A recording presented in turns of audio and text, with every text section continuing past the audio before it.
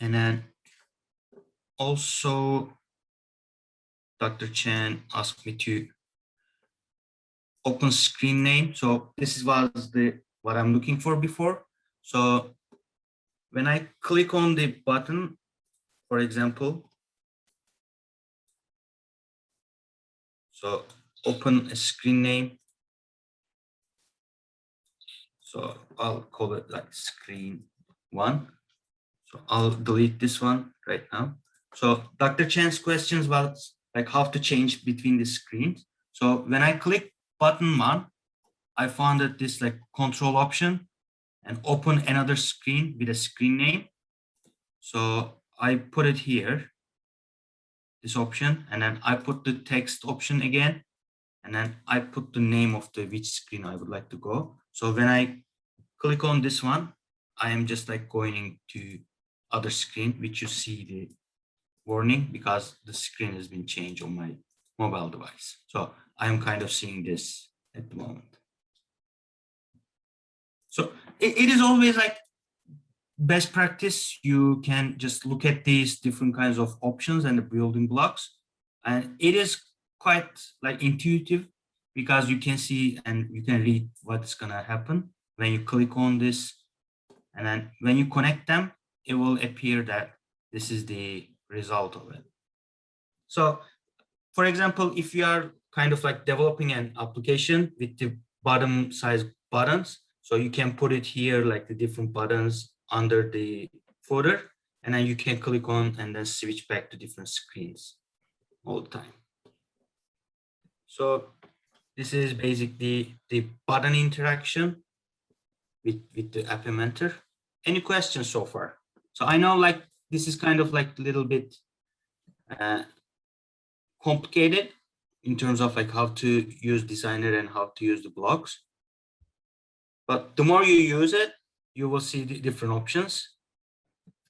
So if you have any question, I'm happy to answer, or I can also jump back to other options that on the user interface. Yusuf, is there resources or something online for if we want to explore more?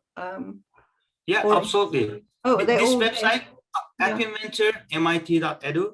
So you have all the resources here, all the documentation, how to get started, all the tutorials here.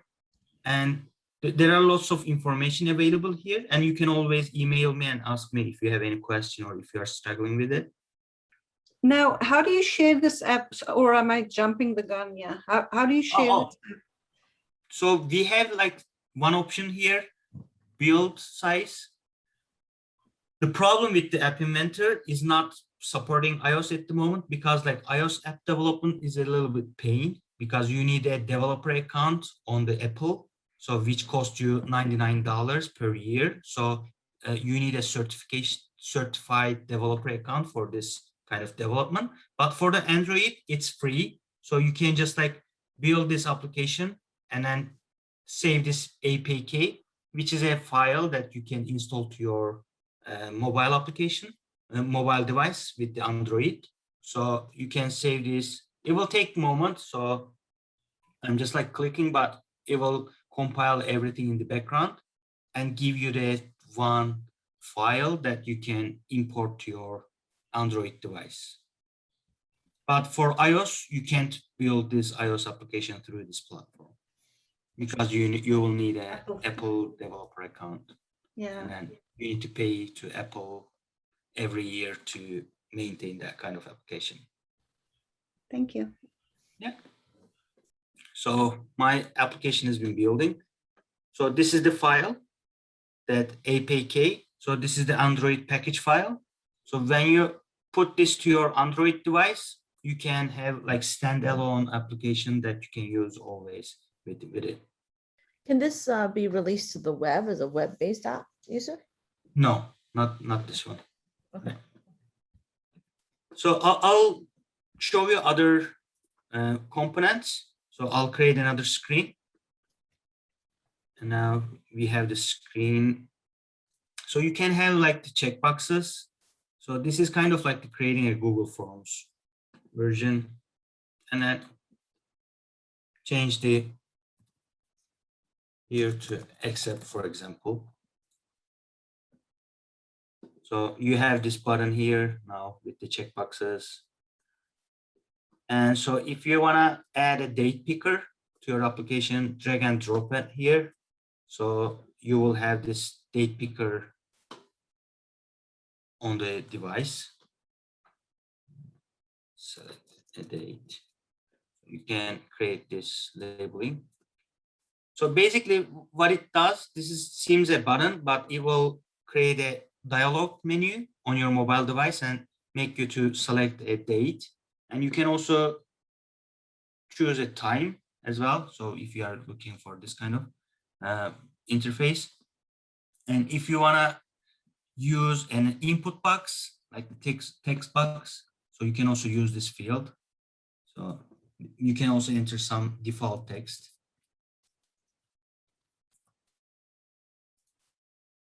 So kind of placeholder in the input box.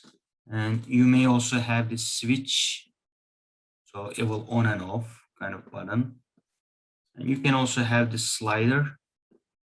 So I'll just make it fill parent so that it will appear on your device like. So I'm just adding this randomly. So please also see your mobile device, how it's responding. So you can't see the slider here, but on your mobile device, you can see a slider and then choosing this kind of interaction. So you may also get some list picker or list view. So for example, if you are adding a list picker, so this is different kind of from the other elements because you need to add the elements. For example, if you want to add like 1, 2, 3, 4, 5, 6. So this is the elements. You need to have a comma separated file so that it will just like pop up. You can't use enter or return, hard return here. So the idea would be that each of these items you could code using the blocks to, if the slider goes past 50%, then Exactly. the screen turns green or something like that, right? So Yeah. something like that. So here we have all these options that we dragged on our here. So for example, slider position has been changed. So you can drag this, and then when the position has been changed, and then you can set it up like what's going to happen or what you're going to do, like change the color. Yeah. Okay. For example, when you have this slider has been changed, you can do like set the checkboxes text, for example. For example, set text box to new value. So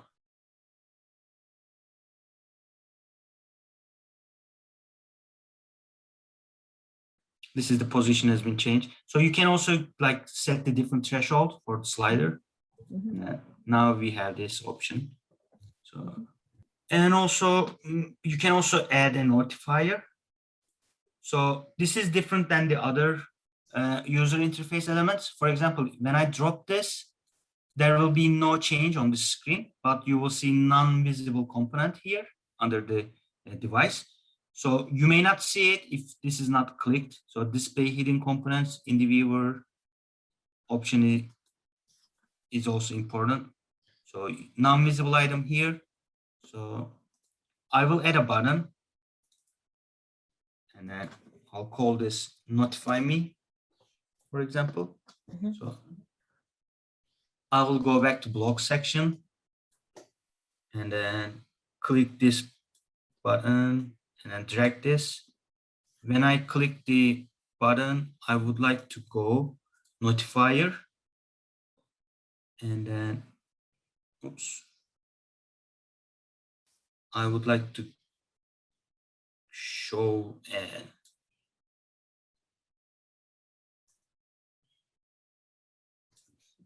progress dialog, or I can show an alert maybe, so that alert text.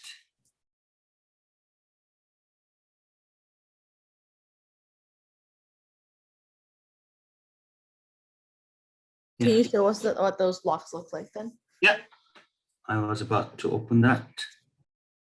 Okay, this is my screen now. Mhm. So we set it up slider. So can you see the click here to accept button? So when I move the slider, see the value has been changed for the checkbox. Go back. And Yeah. Just so show I us. will, okay, I'll need to refresh that. Mhm. Refresh. Okay, clear to accept, click here to accept, text here on the checkbox. Yeah. So when I move this slider anywhere, as you can see, Yeah. the checkbox text has been changed. And we also set it up another action to notify me button. So when I pushed on it, touched on it, so it will create an alert. Mhm. So when I touching it, it will create an alert on the screen. Okay. So it's just about understanding all of the different blocks and what they actually end up doing for each of the different toggles or changes and things like that. Yeah, exactly. So this is kind of all the actions that we can do. And like we can create lots of actions here depending on what we want. So for example, when we change the checkbox or when it got focus, when it lost focus. So this is triggering another action once we are doing, and then we can set it up a value for the checkbox, or we can get the value from the checkbox. So this is kind of like the conversion from line by line coded to building blocks. So this is visually more appealing, so you don't have to write any code. So Anthony has a question. Beyond an alert, do we have a notification possible? Yeah, so what I will do, remove this block here, Anthony, and then go back to notify option. And then we can choose another dialog option here. So for example, I will create a message with title. So when I click button, I will create a message with a title. So I'll set it up the message here, and then there's the title for the notification box, and this is the content and message. So now we set it up. Actually, this is a progress dialog, so I will just change it.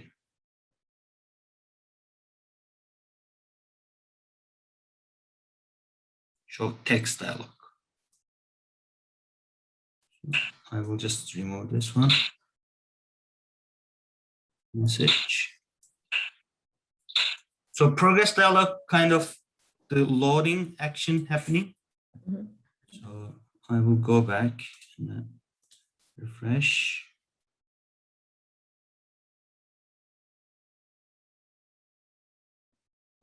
Because my app is locked out because of the dialog box. All right. Mhm.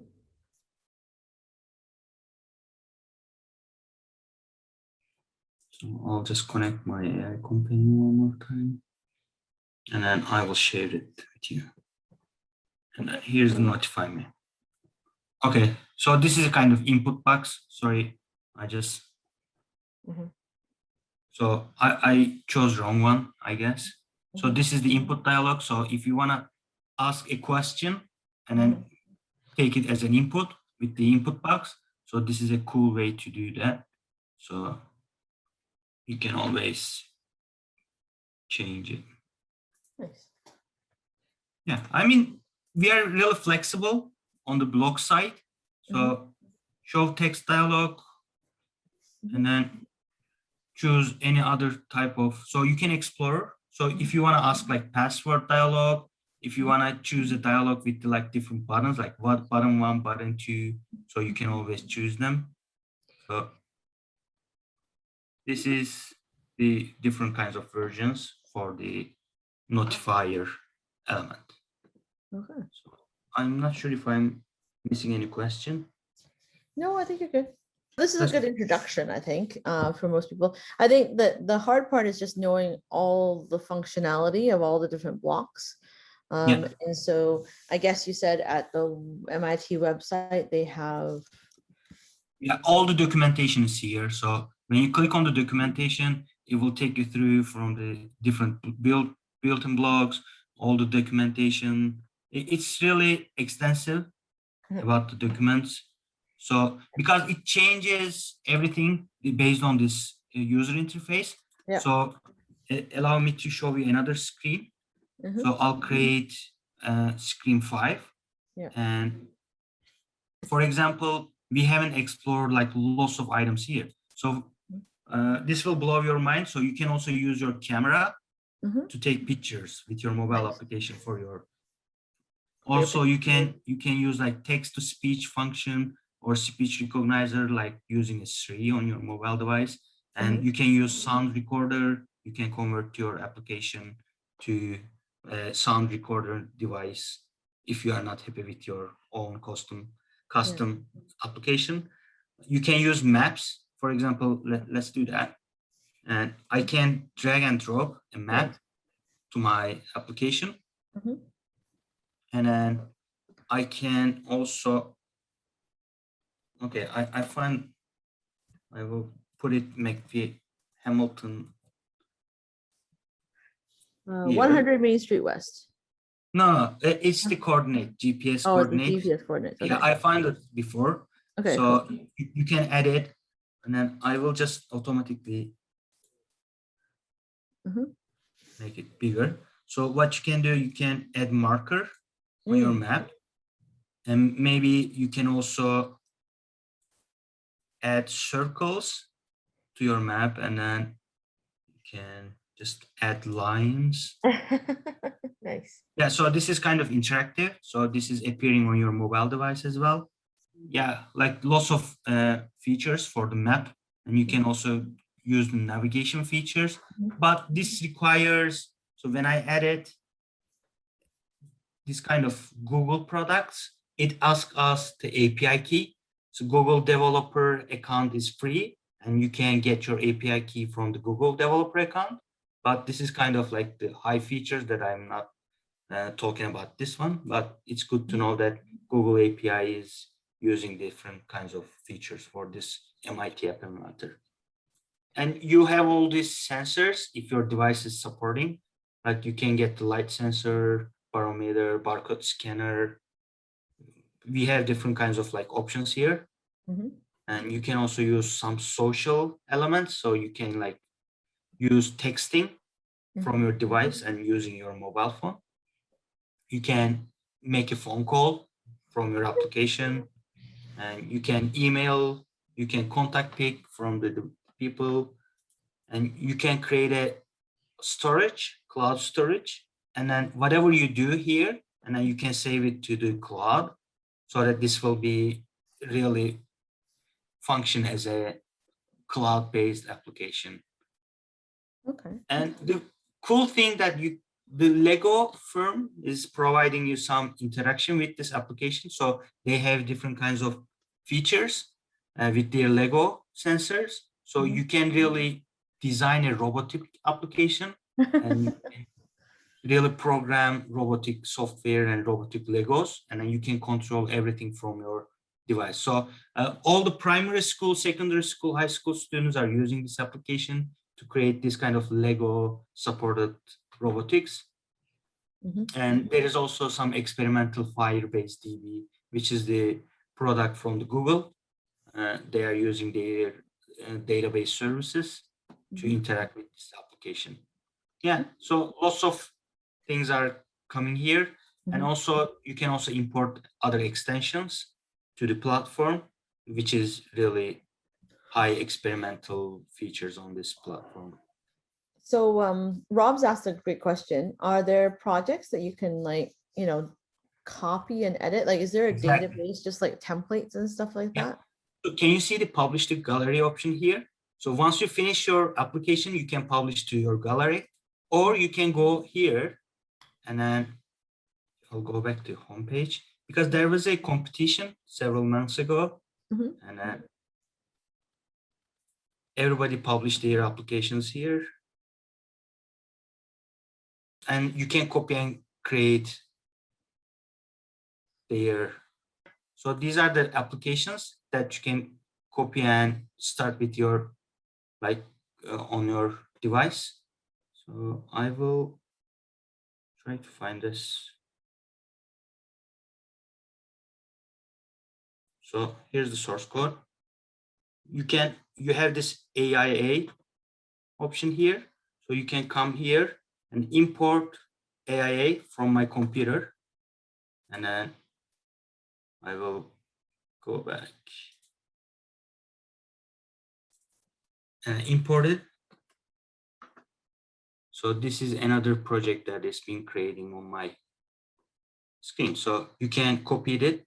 You can always export your projects here to like AIA so that you can have a backup for the application that you are developing. You can also import it from the repository here. So built-in applications are here. There are like different kinds of features with this. And then if you have a URL, you can also import from this URL. So there are several options to copy the existing applications. I couldn't Very find cool. it.